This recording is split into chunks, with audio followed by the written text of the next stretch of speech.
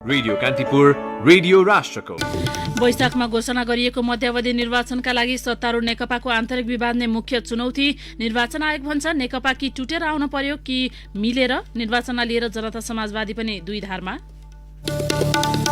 नेपाल भारत संयुक्त आयोगको बैठकमा इपिजी प्रतिवेदन पनि उच्च प्राथमिकतामा। प्रतिवेदनप्रति भारतीय चासो भने कम। कोरोनाका कारण अस्तव्यस्त बनेका उद्योग व्यवसाय लयमा फर्किँदै 54% उद्योग पूर्ण सञ्चालनमा आएको राष्ट्र ब्याङ्कको तथ्याङ्क।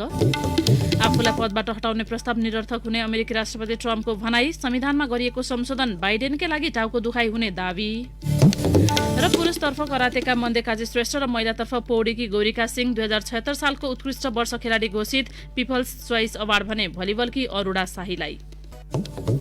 नमस्कार, कान्तिपुर डायरीका साथमा साथी केशु र म प्रतीक्षा। समाचार अब विस्तारमा। मध्यावधि निर्वाचनको घोषणाले वैधता पाउने नपाउने कुराको छिनोफानो न्यायालयले गर्दै रहे पनि प्रस्तावित चुनावको अर्को प्रमुख चुनौती नेकपा भित्रकै विवाद बन्न पुगेको छ। नेकपा पूर्ववत अवस्थामा एक पनि छैन र विभाजित भएर दुई दल पनि बनिसकेको छैन। आयोगले निर्वाचनको प्रमुख चुनौती नेकपाको यही अवस्थालाई देखिरहेको छ। आयोग स्रोतले भन्यो चुनावका लक्षित कार्यक्रमहरू निर्धारित समयमै पूरा गर्न नेकपा पूर्ववत एक भएर आउनुपर्छ वा औपचारिक प्रक्रियाबाट विभाजित नै हुनुपर्छ। अहिलेकै जस्तो एक पनि नहुने र विभाजित पनि नहुने अवस्था लम्बिरहे त्यसले चुनावलाई हान्छ।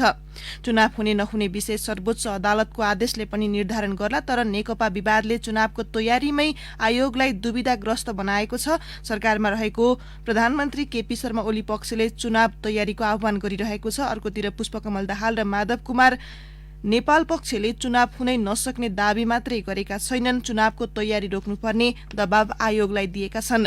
नेकपा बाहिर फुटिसकेको छ तर कानूनी रूपमा एक छ। आयोगमा एउटै नेकपा छ तर आयोगलाई एउटै पार्टीको लेटरहेडबाट अलग अलग पत्राचार भइरहेका छन्।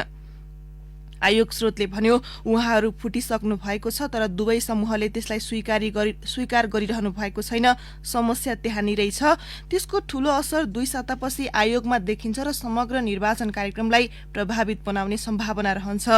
आयोगले वैशाखको प्रतिनिधि सभा निर्वाचनलाई लक्षित गरेर त्यसमा भाग लिन इच्छुक दलका लागि माघ 15 गतेबाट दल दर्ताको समय दिँदैछ। संविधानले नै हरेक निर्वाचन पूर्व दल दर्ता गरिसक्नुपर्ने व्यवस्था गरेको छ। आयोगले दिएको समय भित्र दर्ता प्रक्रियामा सामेल भएका दलले मात्रै आगामी चुनावमा भाग लिन पाउनेछन्। नेकपा विवादले एउटा किनारा नलिएको अवस्थामा दल दर्ता गराउन ओली तथा दाहाल नेपाल दुवै पक्ष आयोगमा पुग्नेछन्, तर दुवैले नेकपा र सूर्य चिन्हकै दावी गर्नेछन्। कान्तिपुर डायरीमा अब कान्तिपुर सविस्तार। कान्तिपुर सविस्तार। प्रतिनिधि सभा विघटन गर्दै प्रधानमन्त्री केपी शर्मा ओलीले निर्वाचनको घोषणा गरेपछि मुलुकको राजनीति दुई धारमा विभाजित छ। प्रतिनिधि सभा विघटन विरुद्ध परेको मुद्दा सर्वोच्च अदालतमा विचाराधीन रहेकै समय निर्वाचन आयोगले भने चुनावको तयारी अघि बढाएको बताएको छ। राजनैतिक रूपमै शक्तिहरू विभाजित भएको तथा प्रतिनिधि सभा विघटनको मुद्दा सर्वोच्च अदालतमा विचाराधीन रहेका बेला अन्यलताका घेराहरू प्रशस्तै देखिएका छन्। अहिले निर्वाचनको जरुरतै छैन। 2 वर्षसम्म त जनताले मेन्डेट दिएकै छन् शासन गर भनेर। अनि जनतालाई कतिपटक निर्वाचनमा दुःख दिएर। दोस्रो, यो निर्वाचन केपी ओलीले गर्नको निम्ति घोषणा गरेकै हो। यो त संविधान भत्काउन सुरु गरेको छ, संविधान भत्काउँदै जान्छ। प्रतिनिधि सभा विघटन गरी वैशाख 17 र 27 मा घोषणा गरिएको निर्वाचन मुलुकको तत्कालको आवश्यकता नभएको भनेर नेकपा वरिष्ठ नेता झलनाथ खनालले बताइरहँदा निर्वाचन आयोगसँगै केही दल त्यसको तयारीमा जुटिसकेका छन्। तर नेकपाको दाहाल नेपाल समूहले प्रक्रिया रोक्नका लागि आयोगमै निवेदन दिइसकेको छ। यसले निर्वाचन हुनेमा वा भइहाले उसले भाग लिनेमा आशंका मात्र जन्माएको छैन, मुलुक थप संकटतर्फ जाने संकेत पनि गरेको छ। निर्वाचन आयोगका प्रवक्ता राजकुमार श्रेष्ठ कुनै पनि पक्षले फरक अपेक्षा गर्नु स्वाभाविक भए पनि आयोगले तयारीलाई निरन्तरता दिने बताउँछन्। दबावको अनुभूति आयोगले गरेको छैन, गरेको लागेको छैन। कुनै पक्षहरूले यस्तो होस् भन्ने अपेक्षा गर्नु र त्यो भनाइराख्नु अन्यथा होइन। त्यसलाई आयोगले सकारात्मक रूपमै लिन्छ, तर अब त्यसलाई दबावको रूपमा लिएको छैन र लिन पनि हामीले तयारी प्रारम्भ गरेनौँ। तोकिएको मितिमा निर्वाचन सम्पन्न गर्न गाह्रो हुन्छ, त्यस कारणले निर्वाचनको तयारी त चरणगत हिसाबले गरिरहेको पनि छ। आवधिक निर्वाचन लोकतन्त्रको सबैभन्दा सुन्दर र प्रजातान्त्रिक अभ्यास पनि हो, तर कुबेलाको निर्वाचनले लोकतन्त्रलाई बलियो होइन झन कमजोर तुल्याउन बेर छैन। नेकपाका वरिष्ठ नेता खनाल सर्वोच्च अदालतले संसद पुनर्स्थापना गर्नेमा आफूहरू ढुक्क रहेकाले निर्वाचनका लागि भएको तयारी असान्दर्भिक भएको दावी गर्छन्। अहिले त सब्जुडिस केस छ, सर्वोच्चमा चाहिँ मुद्दा परिरहेको छ, मुद्दा फैसला भएको छ। त्यो फैसलै नभइकन चाहिँ किन अहिले चाहिँ यत्रो व्यापक तयारी गर्ने? सर्वोच्च अदालतले संविधान मिच्न मिल्छ, केपी ओलीले पो संविधान, अब सर्वोच्चले मिच्छ भनेर हामीले कल्पना गर्ने? निर्वाचनका लागि आएको आन्तरिक तयारीसँगै राजनैतिक दलहरूको भूमिका पनि उत्तिकै आवश्यक छ। निर्वाचनलाई लिएर दलहरू नै विभाजित बन्दा त्यसको असर चुनावी प्रक्रियामा पर्ने नै भयो। मुख्य राजनैतिक दलकै आधिकारिकता विवादको निर्केल समेत नभएको अवस्थामा स्वयं निर्वाचन आयोगलाई पनि काम गर्न अप्ठ्यारो परेको छ। पूर्व प्रमुख निर्वाचन आयुक्त अयोधी प्रसाद यादव यस्ता विषयले पनि निर्वाचनको ग्यारेन्टीमा भूमिका खेल्ने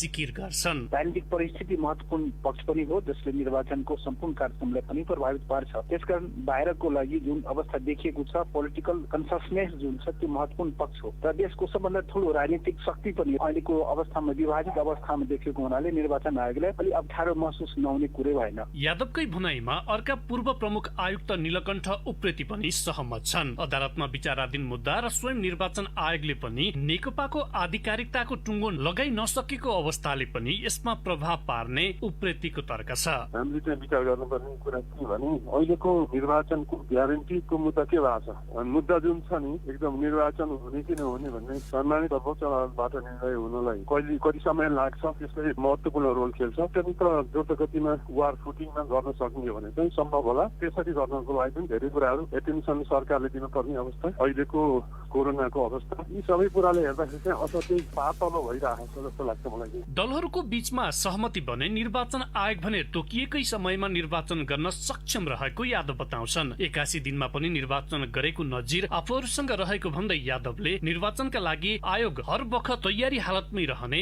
स्पष्ट पार्छन्। वैशाख 17 र 27 को मिति घोषणा गरिएको छ। यसको लागि निर्वाचन आयोगको तयारी आन्तरिक र बाहिरी दुई किसिमको हुन्छ। आन्तरिक तयारी निर्वाचन आयोगले निरन्तर निर्वाचनको लागि, आगामी हुने निर्वाचनहरूको लागि गरिराखेको हुन्छ र अहिले पनि निर्वाचन आयोग आगामी निर्वाचनको लागि सक्षम छ, तयार छ। जुनसुकै अलोकतान्त्रिक कदमलाई पनि सच्याउने लोकतान्त्रिक विधि र पद्धतिबाटै हो, तर विधि र प्रक्रिया आफ्नो अनुकूलतामा मिच्दै जाने र त्यसलाई सच्याउने नाममा राज्यलाई अर्बौंको भार पर्ने गरी आन्तरिक खिचातानीको साक्षी बन्ने छुट कसैलाई रहन्न। 2/3 मत पाएको सरकारले त पुरै कार्यकाल बिताउन नपाएको उदाहरणका बीच निर्वाचनपछि मुलुकको राजनीतिले ट्र्याक समाउने आशा मात्र गर्न सकिन्छ, ग्यारेन्टी गर्न सकिन्न। रेडियो कान्तिपुरका लागि प्रकाश पाठक। कान्तिपुर सविस्तार।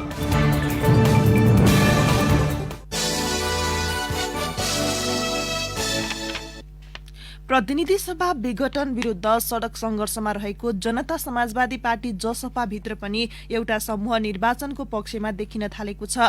तत्कालीन राष्ट्रिय जनता पार्टी राजपा पृष्ठभूमिका नेताहरू निर्वाचनप्रति नरम बन्दै गएका हुन्। पार्टीको संघीय परिषद अध्यक्ष समेत रहेका पूर्व प्रधानमन्त्री बाबुराम भट्टराई, अध्यक्ष उपेन्द्र यादव र उहाँको समूहका अधिकांश नेता भने प्रतिनिधि सभा पुनर्स्थापनाकै पार्टी निर्णयलाई लिएर सड़क आन्दोलन केन्द्रित गर्न तल्लिन्छन्। भट्टराई र यादवको लाइन धेरै हदमा नेकपाको पुष्पकमल दाहाल र माधव कुमार नेपाल समूहले लिएको बाटोसँग मिल्दछ। जसपामा अरू नेताको तुलनामा यादव र भट्टराई प्रधानमन्त्री केपी शर्मा ओलीसँग बढी आक्रामक छन्। प्रतिनिधि सभा पुनर्स्थापना हुन नदिने र निर्वाचन पनि नगराउने बाटोमा ओली अघि बढेको भन्दै भट्टराईले उहाँलाई सड़क आन्दोलनबाट हटाउनु पर्ने तर्क सार्वजनिक रूपमै अघि सार्दै आउनु भएको छ। त्यसका लागि संयुक्त जनआन्दोलनकै आवश्यकता उहाँले ठान्नु भएको छ। अध्यक्ष यादवले पनि भट्टराईकै मिल्दो विचार प्रकट गर्दै आउनु भएको छ। अदालतको निर्णयलाई सम्मान गर्ने बताउँदै आएका यादवले पुनःस्थापना र निर्वाचन दुवै अवस्थामा ओली नेतृत्वको सरकारको विस्थापनलाई प्राथमिकतामा राख्ने गर्नुभएको छ। अर्का अध्यक्ष महन्त ठाकुर सहित राजपा पृष्ठभूमिका नेताहरूले भने सड़क आन्दोलनका बीचमा निर्वाचनको माहौल बनाउँदै लगेका छन्। ठाकुर, वरिष्ठ नेता राजेन्द्र महतो, अर्का नेता शरद सिंह भण्डारी लगायतले अदालतको निर्णय निर्वाचनको पक्षमा भए पार्टी त्यसबाट भाग्न नहुने भन्दै माहौल खडा गर्नतिर लागेका हुन्।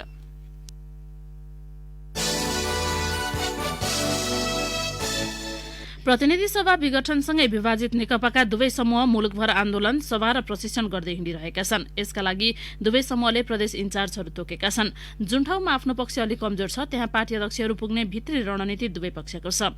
त्यही रणनीति अन्तर्गत हिजो दाहाल नेपाल समूहका अध्यक्षहरू पुष्पकमल दाहाल र माधव नेपाल गण्डकी प्रदेशको भेलामा सहभागी हुन पोखरा पुगेका थिए। पार्टी विभाजनपछि दाहाल र नेपालसँगै राजधानी बाहिर गएर संयुक्त सम्बोधन गरेको यो पहिलो पटक हो। गत साता ओली समूहको प्रदेश स्तरीय सभामा सम्बोधन गर्न प्रधानमन्त्री केपी शर्मा ओली धनगढी पुग्नु भएको थियो। बालटारबाट सिंहदरबार स्थित कार्यालय समेत नजाने प्रधानमन्त्री ओली सम्बोधनका लागि सुदूरपश्चिम पुग्नुको कारण पनि त्यहाँको पार्टीगत गणितमा आफ्नो पक्ष केही कमजोर देखिनु नै हो। सुदूरपश्चिममा जसरी दाहाल नेपाल समूह अत्यधिक बलियो छ त्यसको ठिक उल्टो अवस्था गण्डकी प्रदेशमा छ। त्यसैले दाहाल नेपालको काठमाडौँ बाहिरको प्रशिक्षणको पहिलो नजर गण्डकी प्रदेश परेको हो। गण्डकीमा राष्ट्रिय सभा र विघटित प्रतिनिधि सभाका नेकपा सांसद 30 जना रहेकोमा 18 जना ओली समूहका छन्। नेकपा अध्यक्ष पुष्पकमल दाहालले जनताको बहुदलीय जनवाद जब माधव कुमार नेपालले नभई केपी शर्मा ओलीले छाडेको बताउनु भएको छ। पोखरामा हिजो नेकपा दाहाल नेपाल समूहको प्रदेश स्तरीय कार्यकर्ता भेलामा उहाँले प्रधानमन्त्री पद प्राप्त गर्न ओलीले कम्युनिष्ट विचारधारा लत्याउँदै जब पनि त्यागेको टिप्पणी गर्नुभयो। उहाँले भन्नुभयो ओलीले पदको लोभका कारण पार्टीमा राजनीतिक बेइमानी गर्नुभयो। उहाँको जस्तो झुटको खेती गर्न हामीले जानेका छैनौं। दाहालले आफूहरू पदको लोभले नभई लोकतन्त्र र गणतन्त्र जोगाउन सड़कमा आएको दावी गर्नुभयो। उहाँले भन्नुभयो हाम्रो लडाई विधिका लागि हो, लोकतन्त्र र गणतन्त्र जोगाउन हो। यो क्रान्ति र प्रतिक्रान्ति बीचको सही र गलतको संघर्ष राष्ट्र र जनताको राजनीतिक लडाई हो। एकपटक फेरि संघीयताको रक्षा गर्न युद्धमा होमिनु परेको छ। दाहालले ओली जबज छान्न तयार भएकाले पार्टी एकता भएको दावी गर्नुभयो।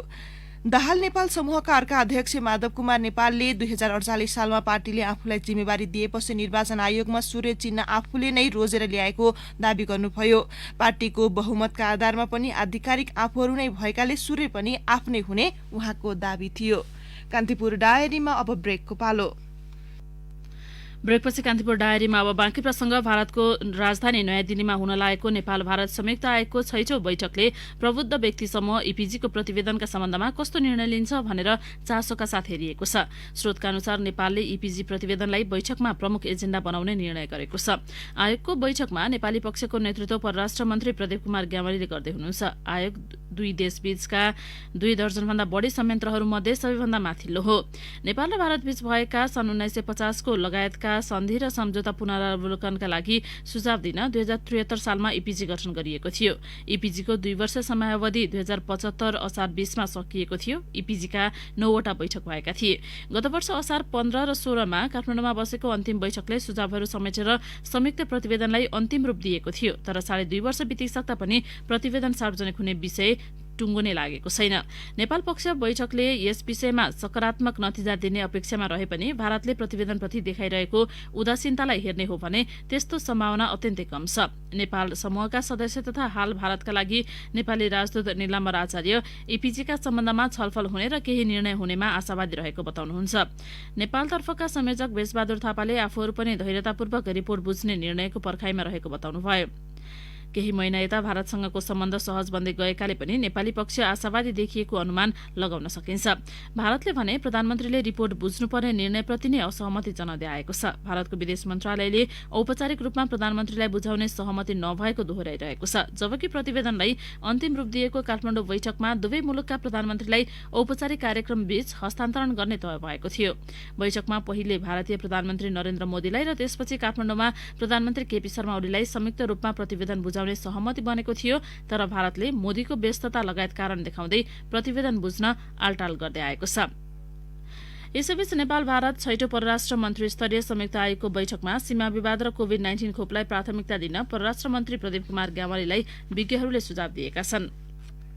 परराष्ट्र मामिला अध्ययन प्रतिष्ठानको बोर्ड अध्यक्ष समेत रहेका मन्त्री ग्यावालीले हिजो बोर्डमा रहेका विभिन्न क्षेत्रका विज्ञ सदस्यहरूसँग आफ्नो भारत भ्रमणको पूर्व तयारीका क्रममा छलफल गर्नुभएको थियो। सबैभन्दा पहिला नेपालको नयाँ नक्सा जारी गरेपछि भारतले नक्सामा समेटिएको भूभाग फिर्ता नगरेको अवस्थामा सीमा विवादलाई प्राथमिकतामा राखेर वार्ता गर्न पनि विज्ञले सुझाव दिएका छन्। दुई मुलुकबीच विश्वासको वातावरण बनाउँदै सीमा समस्यालाई कूटनीतिक वार्ता मार्फत समाधान गर्नुपर्नेमा उनीहरूले जोड़ दिएका छन्।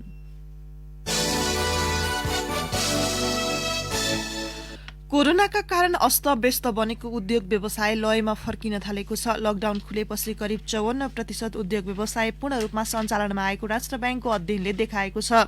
कोभिड पूर्वको तुलनामा गत असारमा 4% उद्योग व्यवसाय मात्र पूर्ण रूपमा सञ्चालनमा थिए। मङ्सिरमा बढेर करिब 53.95% पुगेको अध्ययनको निष्कर्ष छ। प्रतिवेदनमा भनिएको छ अझै पनि करिब 37% उद्योग व्यवसाय आंशिक सञ्चालनमा छन् भने 9% सञ्चालनमा आउनै नसकेको देखिन्छ। गत असारको तुलनामा सबै प्रकारका उद्योग व्यवसायको सञ्चालनको अवस्थामा सुधार आएको राष्ट्र ब्याङ्कले जनाएको छ। ब्याङ्कले भनेको छ साना तथा मझौला उद्योगको तुलनामा अधिकांश ठूला उद्योगको सञ्चालन अवस्थामा उल्लेख्य सुधार आएको छ। गत असारको तुलनामा मङ्सिरमा उद्योग व्यवसाय सञ्चालन कारोबार उत्पादन लगायतमा सुधार आउनुले अर्थतन्त्र लयमा फर्किन थालेको संकेत गरेको राष्ट्र ब्याङ्कका प्रवक्ता गुडाकर भट्टले बताउनुभयो। कोभिड-19 संक्रमण रोकथाम र नियन्त्रण गर्न गत चैत 11 देखि गरिएको लकडाउन लगायत उपायका कारण आर्थिक क्रियाकलाप प्रभावित हुन पुगेका थिए। संक्रमण रोकथामका लागि अपनाइएका गैर स्वास्थ्य सुरक्षा सम्बन्धी मापदण्डलाई क्रमशः खुकुलो बनाउँदै लगिएसँगै आर्थिक गतिविधि सञ्चालनमा सहज आएको राष्ट्र ब्याङ्कको दाबी छ।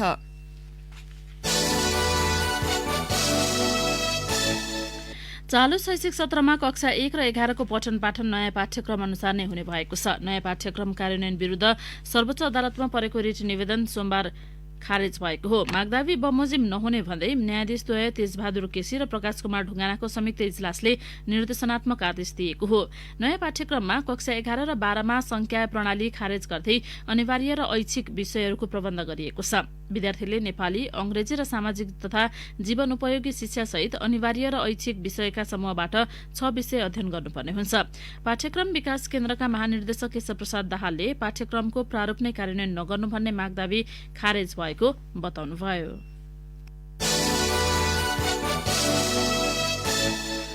नागढुङ्गा सिस्ने खोला सुरुङ आयोजनामा करिब 1 दर्जन माग राख्दै पूरा नगरे निर्माण रोक्ने चेतावनी दिएका स्थानीय चौतर्फी टीका टिप्पणी भएपछि पछि हटेका छन्। चन्द्रागिरी नगरपालिका 2 का स्थानीयले निर्माणमा कुनै अवरोध नगर्ने र आफूहरूले राखेका माग आयोजनाले विस्तारै सम्बोधन गर्दै जानुपर्ने माग अघि सारेको नगरपालिकाका मेयर घनश्याम गिरीले बताउनुभयो। उहाँले भन्नुभयो स्थानीयका मागबारे नगरपालिकामा छलफल गरिसकिएको छ। दुवै पक्ष राख्दा कुरा नमिल्ला भनेर एक पक्षलाई मात्र राखेर छलफल गरिएको हो। सुरुङमाथिको जग्गा उपयोग गर्न पाइने र नपाइने बारे स्थानीय जानकार नभएको र यसबारे आफूले प्रस्ट्याइसकेको उहाँको दाबी छ।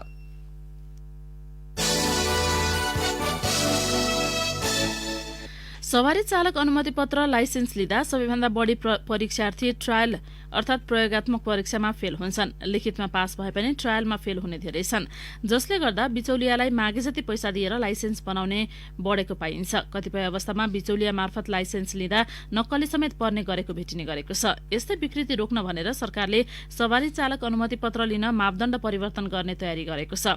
यसको तयारी अन्तिम चरणमा रहेको यातायात व्यवस्था विभागले जनाएको छ। लाइसेन्सको प्रयोगात्मक परीक्षाको निर्देशिका परिवर्तन गर्न लागि विभागका महानिर्देशक गोगन बहादुर हमालले बताउनुभयो। उहाँले भन्नुभयो हामीले चालक अनुमति पत्रलाई सहजीकरण गर्न खोजेका हौं। सहजीकरण नगर्दा सर्वसाधारणले धेरै दुःख पाए, जसले गर्दा सिस्टममा सधैँ दबाव परिरह्यो।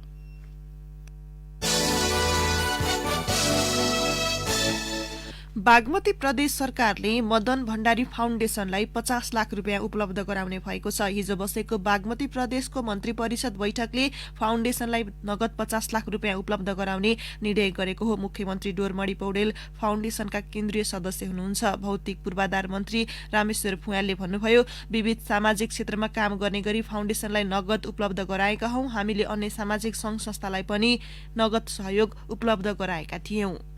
कान्तिपुर डायरीमा पुनः ब्रेकको पालो। ब्रेकपछि कान्तिपुर डायरीमा अब आर्थिक प्रसंग करिब 16 दिनको आन्दोलन र सरकारसँग 4 बुँदे सहमतिपछि स्थगित उखु किसानको आन्दोलनपछि किसानले करिब 43 करोड़ रुपियाँ भुक्तानी पाएका छन्।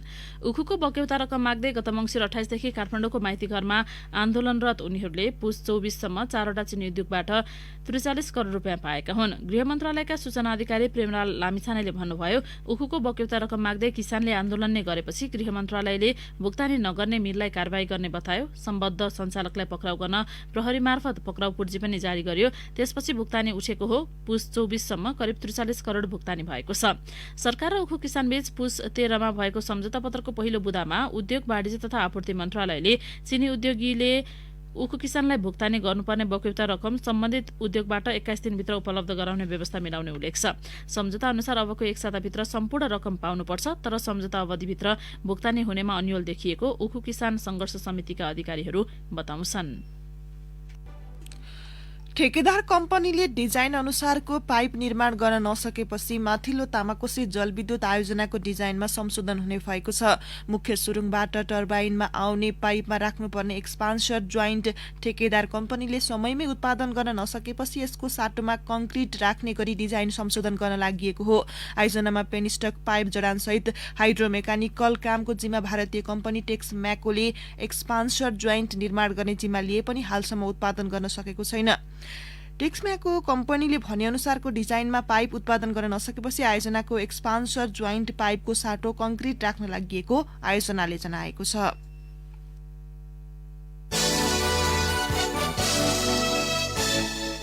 अब अन्तर्राष्ट्रिय प्रसंग अमेरिकी राष्ट्रपति डोनाल्ड ट्रम्पले आफू विरूद्ध महाभियोग प्रस्ताव दर्ता हुनु हास्यास्पद भएको टिप्पणी गर्नुभएको छ। विद्रोहका लागि उत्तेजित पारेको भन्दै डेमोक्रेटले महाभियोग प्रस्ताव पेश गरेपछि ट्रम्पले आफूलाई पदबाट हटाउने प्रयास निरर्थक हुने बताउनुभयो। संविधानमा संशोधन गर्दै समय अगावै राष्ट्रपतिलाई हटाउने प्रावधानले आफूलाई खतरा शून्य रहेको भन्दै उहाँले आगामी राष्ट्रपति जो बाइडेन र बाइडेन प्रशासनका लागि त्यो टाउको दुखाइ बन्न सक्ने बताउनुभयो। गत साता क्यापिटल हिलमा भड्किएको हिंसा अघि आफ्ना समर्थकलाई सम्बोधन गर्दै दिएको अभिव्यक्ति समेत सान्दर्भिक रहेको उहाँको दावी थियो। सो सम्बोधनमा ट्रम्पले चुनावी परिणाम रद्द गर्न माग गर्दै कंग्रेससम्म मार्च पास गर्न आफ्ना समर्थकलाई आग्रह गर्नुभएको थियो। सो क्रममा ट्रम्पका समर्थक संसद भवनभित्रै छिरेर तोडफोड गरेका थिए। विभिन्न स्थानमा हिंसा भड्किएको थियो। सो क्रममा 5 जनाको मृत्यु भएको थियो। सोही घटनाका लागि आफ्ना समर्थकलाई उत्तेजित पारेको भन्दै डेमोक्रेटहरूले ट्रम्प विरूद्ध महाभियोग प्रस्ताव पेश गरेका छन्।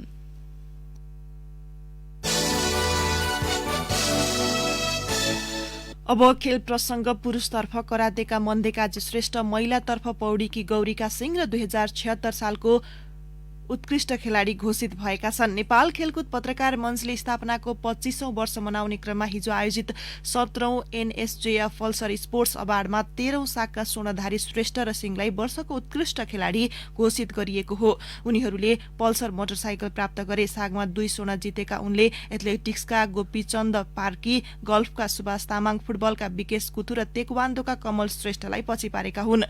13औं सागमा 4वटा स्वर्ण र 2 रजत र 3 काँस्य पदक जितेकी गौरीकाले सो विधामा तेक्वान्दोकी आयसा साक्य, एथलेटिक्सकी सन्तोषी श्रेष्ठ, करातेकी अनु अधिकारी र ट्रायथोलनकी सोनु गुरुङलाई उछिन्दै उत्कृष्ट महिला खेलाडीको पुरस्कार जितेकी हुन्। भलिबलकी अरुणा शाहीले यस वर्षको Pulsar sports people choice award जितेकी छन्। अनलाइन भोटिङ, फेसबुक लाइभ खेलकुद पत्रकार राष्ट्रिय खेलकुद संघका प्रशिक्षकको मतका आधारमा राष्ट्रिय महिला भलिबल टिमकी कप्तान शाहीले पिपुल चोइस अवार्ड जितेकी हुन्। उनले पल्सर मोटरसाइकल प्राप्त गरिन्। यो अवार्डको मनोनयनमा करातेका मन्देकाजी श्रेष्ठ, बास्केटबलकी सदिना श्रेष्ठ, पौडीकी गौरीका सिंह र फुटबलकी सावित्रा भण्डारी थिए। 13औं सागमा गल्फ क्षेत्रबाट 2वटा स्वर्ण जितेका गल्फर सुभाष तामाङ वर्षको उत्कृष्ट युवा खेलाडी घोषित हुँदा राष्ट्रिय भलिबल टोली टिम अफ द इयर बनेको छ। दुवै विधाको पुरस्कार राशि 50,000 रुपियाँ रहेको छ। तेक्वान्दोका प्रशिक्षक नवीन श्रेष्ठ वर्षको उत्कृष्ट प्रशिक्षक चुनिए। उनको प्रशिक्षणमा नेपालले 13औं सागमा तेक्वान्दोबाट 12वटा स्वर्ण जितेको थियो। तेक्वान्दो आयसा साक्य र एथलेटिककी सन्तोषी श्रेष्ठलाई संयुक्त रूपमा यस वर्षको स्पेशल पल्सर स्पोर्ट्स अवार्ड प्रदान गरिएको छ। 13औं सागमा आयसाले 2वटा स्वर्ण जितेकी थिइन् भने नेपाली एथलेटिक्समा अन्तर्राष्ट्रिय प्रतियोगितामा स्वर्ण जित्ने सन्तोषी पहिलो खेलाडी हुन्। यस वर्षको पारा athlete award wheelchair, basketball, table tennis र क्रिकेट खेलाडी दिगम सिंह चेमजोङलाई प्रदान गरियो। टेबल टेनिसकी गीता छेत्री र सिजरिन शाहलाई लाइफ टाइम एचिभमेन्ट अवार्ड प्रदान गरिएको छ। उनीहरूले सन् 1991 मा भएको 5औं संस्करणको दक्षिण एसियाली खेलकुदमा स्वर्ण पदक दिलाएका थिए।